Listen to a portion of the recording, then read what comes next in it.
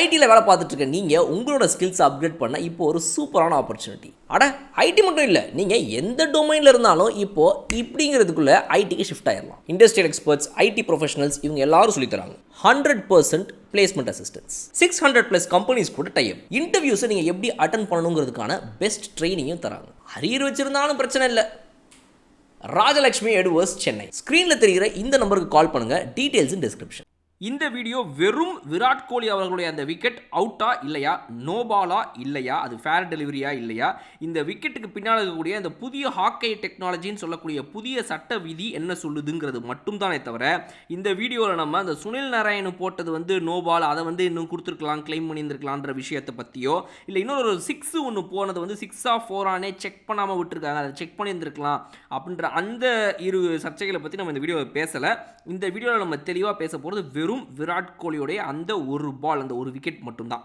So Virat கோலியோட wicket பற்றி பேசுறதுக்கு முன்னாடி நம்ம தெரிஞ்சுக்க வேண்டியது ஒன்றே என்ன அப்படின்னா, இந்த புதிய சட்டம் நியூ ஹாக்கை டெக்னாலஜி அப்படின்றது வந்ததை பற்றி ஐபிஎல் 2024க்கு முன்னாடியே, அந்த ஆரம்பிக்கிறதுக்கு முன்னாடியே, இந்த டோர்னமெண்ட்டோடைய ஃபஸ்ட் மேட்ச்க்கு முன்னாடியே ஒவ்வொரு வீரர்கள்ட்டையுமே அவங்களுடைய ஹைட்டை அளவெடுத்து ஒரு சட்டத்தை புதுசாக கொண்டு வர போகிறோங்கிறத அனௌன்ஸ் பண்ணியிருந்திருக்காங்க. இதை நம்ம தெரிஞ்சுக்கணும். Boys and girls and my dear buddies, hi from Bala. இப்படி தெரிவிக்கப்பட்ட இந்த சட்டம் தான் இந்த நியூ ஹாக்கை டெக்னாலஜி.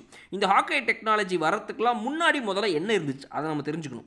ஹாக்கை டெக்னாலஜிக்கெலாம் முன்னாடியே அம்பையருடைய முக்கியமான ரூலாக அவங்க பார்க்க வேண்டியது என்ன அப்படின்னா, ஒரு நோபாலா இல்லையான்னு வெயிஸ்ட் நோபால் நீங்கள் கொடுக்கறதுக்கு முன்னாடி அந்த பேட்ஸ்மேன் அந்த இடத்துல அவர் பாப்பிங் க்ரீஸ்லேயே நின்று ஆடுறாரா இல்லைனா அவர் முன்னாடி நின்று ஆடுறாரா, இதை பார்த்தே ஆகணும். இது இருந்தால் மட்டும்தான் நம்ம அடுத்த ஸ்டெப்புக்கே போகணுங்கிறது ரொம்ப வருஷமாக ஃபாலோ பண்ணிகிட்டு இருக்கிற ஒரு ரூல். எப்போவுமே நிறைய நோபால்ஸ் நம்ம பார்த்துக்கிற மாதிரி ஐபிஎல் மட்டும் கிடையாது, இன்டர்நேஷ்னல் கிரிக்கெட்லையும் சரி, டொமஸ்டிக் கிரிக்கெட்டில் எல்லா இடங்கள்லையுமே பேட்ஸ்மேன் முன்னாடி இறங்கி ஆடினார்னா அந்த பாலை நோபாலாக பொதுவாக கொடுக்க மாட்டாங்க. இது நம்ம தெரிஞ்ச சட்டம். இது இன்றைக்கி மட்டும் நடக்கிற, இது மட்டும் புதுசு கிடையாது. இது ஒன்று. இரண்டாவது என்ன அப்படின்னா, விராட் கோலி ஃப்ரண்ட்டில் நின்று க்ரீஸ்க்கு முன்னாடியே ஆடுறாருன்றது ஒன்று. ரெண்டாவது, அவருடைய பேட்டும் கூட அவருடைய பாடி கிட்ட அவர் வச்சு ஆடலை, பாடியே ஏற்கனவே அந்த பாப்பிங் க்ரீஸ்லேருந்து முன்னாடி நிற்கிறாரு.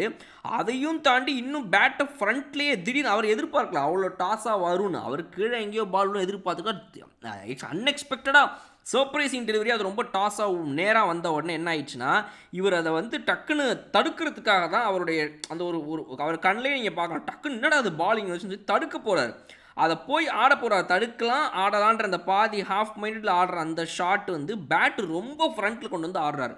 ஸோ அதனால் உங்களுக்கு அந்த பால் பார்க்கும்போது இவ்வளோ ஹைட்டில் வருது, இவ்வளோ ஹைட்டில் வருது. நிறைய பேர் இந்த ஃப்ரண்ட்லேருந்து பால் எடுத்து காட்டுறாங்க, நெஞ்சு ஹைட்டுக்கு இருக்குது பால், இதை எப்படா நோ பால் கொடுக்கலன்னு சொல்லி நம்ம எப்போவுமே இந்த ஒரு ஆங்கிள், ஒரு ஃபோட்டோவை மட்டும் வச்சு பார்க்கக்கூடாது. மேட்சை பார்த்து நம்ம எல்லாருக்குமே தெரியும், இந்த மேட்சை பொறுத்த வரைக்கும், இந்த பாலை பொறுத்த வரைக்கும் இவர் முன்னாடி நடந்து வந்திருக்காரு. அதையும் தாண்டி பேட்டை அவ்வளோ ஃப்ரண்ட்டில் வச்சு ஆடுறாரு, அவ்வளோ ஹைட்டுக்கு பாலை முன்னாடியே ஆடுறாரு. ஸோ இப்போ ஒரு பாலை ஒரு 7 அடியில் இருக்கிற ஒரு பவுலர் ரிலீஸ் பண்ணதுலேருந்து பால் டிப்பிங் ஆகி அப்படியே கீழே நோக்கி தான் வந்துகிட்டே இருக்கும். நீங்கள் பாதியிலே இப்போ இந்த பாலை அட்டன் பண்ணிட்டு நான் என்ன இது நெஞ்சு ஹைட்டுக்கு வருதுன்னு நம்ம சொல்ல முடியாது. அது ஃபுல்லாக உங்கள் பேட்ஸ்மேன் க்ரீஸில் நிற்கிறாரு, அவரை நோக்கி தான் நான் போடுறேன், நான் க்ரீஸில் நிற்கக்கூடிய ஒரு பேட்ஸ்மேனை நோக்கி போடுறேன். நீங்கள் முன்னாடி ஆடினீங்கன்னா அதுக்கு நான் பொறுப்பு கிடையாது. நான் போட்டது உங்கள் ஹைட்டுக்கு நோ பால் இல்லாத மாதிரி தான் நான் போட்டேன், பட் நீங்கள் முன்னாடி ஆட்டிங்கன்னா ஒரு பவுலர் சொல்லுவார். அதனால் இந்த இடத்துல இதுலேயே இது சப்ஸ்டான்ஷியலாக ரூல் அவுட் ஆயிடுது.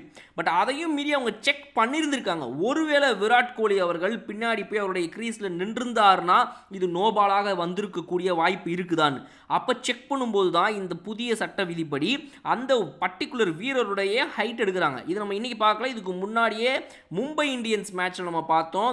நம்ம எஸ்கேஒய்க்கு நாட் அவுட்டாக அவுட்டான்ற ஒரு இடத்துல அவருடைய வெயிஸ்ட் ஹைட்டை பார்த்து அந்த இடத்துல அவுட்டுன்னு சொன்னாங்க, அவர் போயிட்டார். ஸோ இப்போ விராட் கோலியோட வெயிஸ்ட் ஹைட் படி பார்க்கும்போது அவருடைய வெயிஸ்ட் எங்கே வருதுன்னா 1.4 மீட்டரில் வருது. அந்த 1.4 மீட்டர் ஹைட்டுக்கு மேலே ஒருவேளை பால் போயிருந்திருக்கும்னு டெக்னாலஜி சொல்லும் என்றால் இது அவுட். ஆனால் டெக்னாலஜி என்ன சொல்லுது அப்படின்னா, பால் 92.92, அதாவது 0.92 மீட்டர் மட்டும்தான் அந்த பால் போய் சேர்ந்திருக்கக்கூடிய ஹைட்டாக இருக்கும்னு டெக்னாலஜி சொல்லுது. இப்போ நம்மக்கிட்ட என்ன கேள்வி வருதுன்னா, அப்படி போயிருந்துருக்கும்னா இது நோபால் இல்லைன்னு சொல்கிறாங்களே, இந்த டெக்னாலஜியை நம்ம எப்படி நம்பலாம்? இந்த டெக்னாலஜி வேஸ்ட்டு, இதெல்லாம் சும்மா இன்றைக்கி வந்திருக்குது இந்த டெக்னாலஜி அப்படின்னு சொன்னாலுமே கூட, டெக்னாலஜிலாம் வருவதற்கு முன்பே நம்ம கடைபிடிச்சிட்டு இருந்த சட்டம் என்ன? ஒன்று, பேட்ஸ்மேன் முன்னாடி நின்னார்னா அதுக்கு நோ பால் நம்ம கணக்கிலே எடுக்க முடியாதுன்னு. சரி, அதையும் மீறி பார்த்தாலும் கூட எங்கே போயிருந்துருக்குன்னு சும்மா செக் பண்ணி பார்ப்பாங்க. ஓகே, இந்த பால் போகிறத வச்சு பார்க்கும்போது சொல்ல முடியுது இது இந்த ஹைட்டுக்கு கீழே தான் போயிருந்திருக்கும், இதுக்கு மேலே தான் போயிருந்திருக்கும், அவுட்டு நாட் அவுட் இவ்வளோ தான் சொல்லுவாங்க. அதனால் கிரிக்கெட்டின் பேசிக்கான ரூல்ஸை மதிக்க வேண்டியது நம்மளுடைய இது. அதையும் தாண்டி விராட் கோலி அவர்கள் இன்றைக்கி சண்டை போட்டது சரியாக தவறாக நம்ம பார்த்தோன்னா, ஹீட் ஆஃப் த மொமெண்ட்டில் அவர் கோவப்பட்டார், டீம் ஜெயிக்கணுன்ற ஒரு வெறியில் இருக்கிறார், அந்த இடத்துல கோவப்பட்டார், நம்ம அதை வந்து சரி செய்யலாம். பட் ஆனாலும் அந்த இடத்துல விராட் கோலி அவருடைய கோவத்தை கண்ட்ரோல் பண்ணியிருந்திருக்க முடியுமான்னா எல்லாரும் சொல்கிறாங்க பண்ணியிருந்துருக்கணும். என்னை பொறுத்த வரைக்கும் அது வாய்ப்பு இல்லைங்க. எல்லா வீரர்னாலையும் ஒரே மாதிரி ரியாக்ட் பண்ண முடியாது. நீங்கள் எதிர்பார்க்கலாம் இவர் இப்படி ரியாக்ட் பண்ணியிருக்காரு, அவர் அப்படி ரியாக்ட் பண்ணியிருக்காரு, இந்த பிளேயர்லாம் அந்த விக்கெட் அவுட் அக்செப்ட் பண்ணியிருக்காரு, எல்லாரும் ஒரே மாதிரி இருக்க வாய்ப்பே கிடையாது. ஒருத்தங்களுக்கும் அவங்களுடைய அக்ரெசிவ்னஸ் ஒவ்வொரு மாதிரி இருக்கும். விராட் கோலியை பொறுத்த வரைக்கும் இந்த இடத்துல வந்து கண்டிப்பாக அவரால் அதை ஏற்றுக்க முடியல. அவர் அந்த இடத்துல கோவப்பட்டு தப்பே கிடையாது. ஏன்னா அவருக்கு அந்த இடத்துல அப்படி தோணுது, அவருக்கு அது நாட் அவுட்டுன்னு நியாயமாக தோணுது. ஆனால் வெளியே போய் பார்த்ததுக்கு அப்புறமா அந்த ரீப்ளேயெல்லாம் பார்த்து அவர் கண்டிப்பாக ரியலைஸ் பண்ணியிருப்பார், இது வந்து நியாயமாக ஓகே அவுட்டு தான், கரெக்டு தான், அவரே புரிஞ்சுருப்பார். ஸோ இதையும் தாண்டி இதுக்கப்புறம் நம்ம இதை ஆன்லைனில் வச்சு சண்டை போடுறதுங்கிறது எந்த வகையிலும் நியாயம் இல்லாத ஒரு விஷயமாக இருக்கும். ஸோ விராட் கோலி நீங்கள் கேட்டாலும் இப்போ அவர் அவுட்டு தான் அதை ஒத்துப்பார். ஏன்னா அவருக்கே அது தெரியும், ரீப்ளே பார்த்துருந்துருப்பாருன்றது தான் என்னுடைய கருத்து. பட் அந்த இடத்துல அவருடைய கோவத்தை கண்டிப்பாக கண்ட்ரோல் பண்ணுறது வாய்ப்பு கிடையாது. நம்மளே இருந்தாலும் அந்த இடத்துல சண்டை தான் போட்டுருந்துருப்போம். அதனால் விராட் கோலி இதில் ப்ளேம் பண்ண வேண்டிய அவசியம் கிடையாது. ஒரு புது டெக்னாலஜி அக்செப்ட் பண்ணுறதுக்கு டைம் ஆகும். பட் இந்த டெக்னாலஜி வருவதற்கெல்லாம் முன்பாகவும் இதுதான் ரூல் அப்படின்றது நம்ம தெரிஞ்சுக்கணும். இன்னொரு வீடியோ நான் உங்களுக்கு பார்க்குறேன். அது வரைக்கும் உங்கள் பாலா. Okay bye.